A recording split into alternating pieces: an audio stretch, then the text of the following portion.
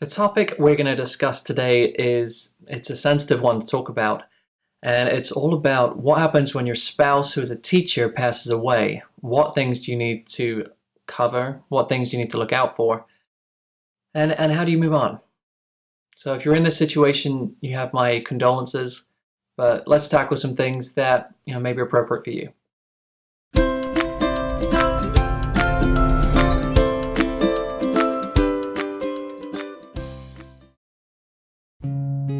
Hi, my name is Dave Grant. I am a certified financial planner and the founder of Finance for Teachers. Today we're going to be talking about what happens when your spouse who is a teacher passes away. What happens to you, what financial implications are there, and how do you move forward? So the first one we're going to tackle is understanding what benefits you are eligible for based on your spouse's work history. Now, all teachers are eligible for a state pension plan if they're vested in the system. Now, when they pass away, there's a couple of things that you're eligible for. It's very state specific. So I will speak to what is happening in Illinois, but if you're not in Illinois, you will need to go to the state plan just to understand what may be different than what we're talking about. So if your spouse taught in Illinois, you are eligible for two things.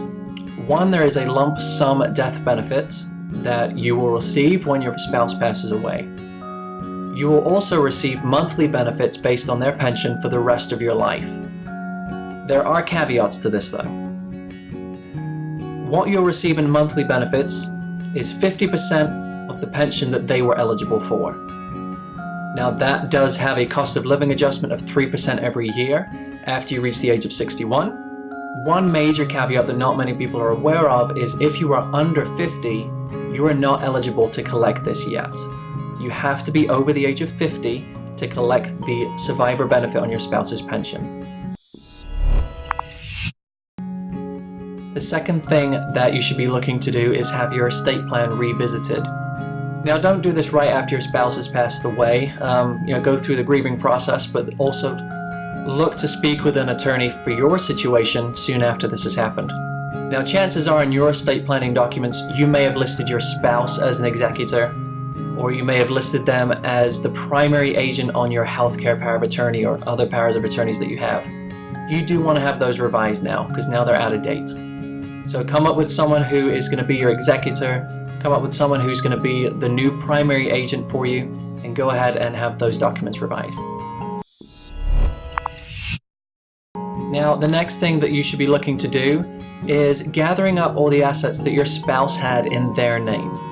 So these could be retirement accounts or life insurance policies that you're looking to get paid out on. But one thing in particular you need to look out for is retirement accounts, because there's a lot of things that you can do wrong which may cost you money. So for example, if your spouse had an IRA in their name, rather than rolling that IRA out into your name, understand all the options you have first. So sit down with a financial advisor, understand if you can put it in your name, other options that you want to understand and go through before you take action. If you do take the wrong action, sometimes it cannot be reversed, and the financial penalties that you go through, you will have to pay. Now, as you're going through this new phase of life, you're going to want to understand how things have changed. Your income's going to change if you're now collecting a reduced pension. Your expenses are going to change because you now no longer have the expenses that your spouse incurred. They may also increase because you may want to do more social things by yourself and start to get a bigger community around you, which may cost more money to go out and socialize. So sitting down with a financial advisor, or if you can do this yourself, that's great as well. Understand how your income has changed. Understand how your expenses have changed, but also understand, okay, what am I saving for now? Our retirement goal, if you're before retirement, may not be the same as it was when you're saving together. So you may actually find out you need to save less to get to the point where you feel comfortable.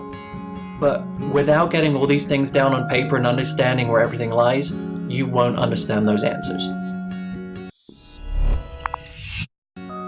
The last thing that you should be aware of when your teacher spouse passes away is to ensure that you still have a quality of life. Make sure that you're surrounding yourself with a great support group, whether that be family, friends, or other people.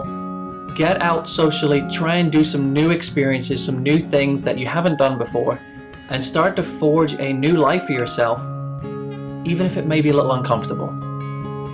You know, if you've been in a marriage for a longer period of time, this is going to be very new and very different. But understand that you've got a lot of people around you to support you, and they want to make sure that you are living a healthy and fulfilled life that you should be living, and lean on those that are there for you. Financially speaking, you can get everything in a row quite quickly, but on the emotional and social side and psychological side, take your time, go through this slowly, and you'll come out great on the other side. Take care.